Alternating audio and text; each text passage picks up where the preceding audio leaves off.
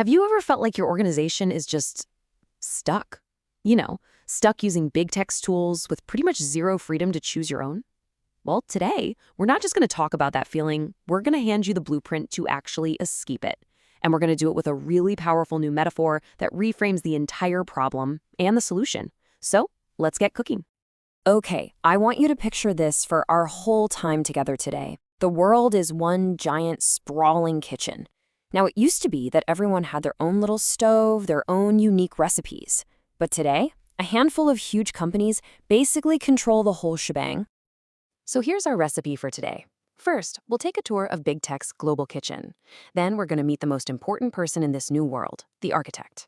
After that, we'll uncover the secret ingredient for freedom, which is migration, and check out the tools you need. And finally, we'll bring it all home and see how this applies to your kitchen. All right, first up, let's get a handle on the kitchen we're all working in right now. Some people are calling this new era Technofeudalism, and trust me, it completely changes the rules of the game. You see, in this kitchen, there are a few big chefs. Yep, you guessed it, Google, Microsoft, Amazon. They own all the best gear. Their AI is like some kind of super-powered Thermomix that can do, well, anything. But here's the catch. They don't just own the machines. They control the ingredients. That's your data.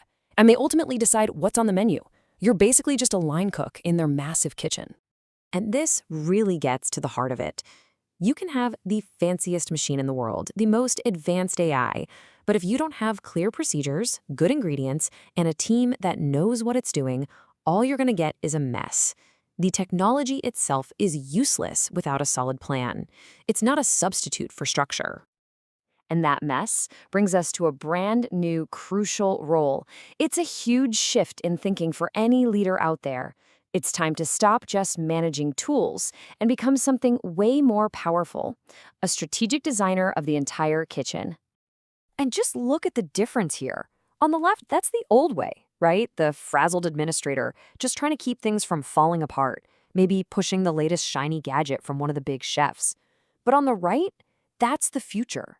The leader as a calm, collected kitchen architect, with a blueprint in hand designing the whole system for resilience and, most importantly, for freedom.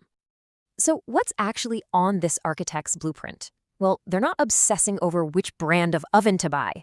They're asking the really fundamental questions. How do our cooks, our employees, actually work together? Where are our ingredients, our data, stored? And the big one, can we swap out our blender without the entire kitchen grinding to a halt? The focus moves away from the tools and onto the system, service design, clear roles, and solid governance. So how does all this architectural thinking actually lead to freedom? Well, it unlocks a really powerful new idea, a much more realistic way to think about digital sovereignty in a world run by big tech. Okay, pay close attention, because this right here is probably the most important idea we're going to talk about. The old dream of being completely free from big tech platforms, well, it's over. It's just not realistic anymore. The new goal, the one you can actually achieve, is to be free through your own internal structure. Your organization itself becomes the source of your freedom, not whatever platform you happen to be using this week. And this kind of freedom has a fantastic name: Migrationsmacht. It's a German term, of course. It literally means migration power. And it's the very real, tangible ability to switch your tools, your cloud provider, your software, whenever you want, without losing who you are or your ability to control your own destiny. So how do you get this migration power? You build what's called structural sovereignty.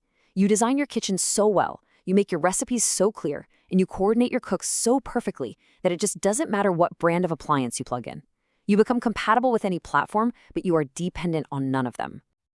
Okay, that all sounds great in theory, right? But how does an architect actually build this stuff in the real world? Let's look at the specific tools and allies they can use. So, the architect isn't alone. They've got two key allies. First, you can think of AllyAllez as like the expert architectural firm you hire. They're the ones who provide the frameworks and the blueprints to design a better kitchen. And second, there's Inter Pares, which is kind of like a guild for all the other architects. It's a place where leaders can get together, share recipes, compare notes, and learn from each other's wins and mistakes. Now, one of the key methods these allies teach is a concept called ambidextry. The best way to think about it is like this. It's the art of renovating the kitchen while the dinner service is in full swing. It's all about leading on two legs. You're balancing the needs of today with the innovations of tomorrow. And this breaks it down perfectly. On one hand, you exploit. That means you run your current business efficiently, you maintain stability, you keep the doors open.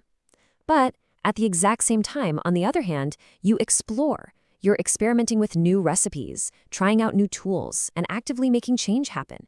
You have to do both, all the time. So what's the end game here? The ultimate goal of all this work is to build something called an evergreen operating logic.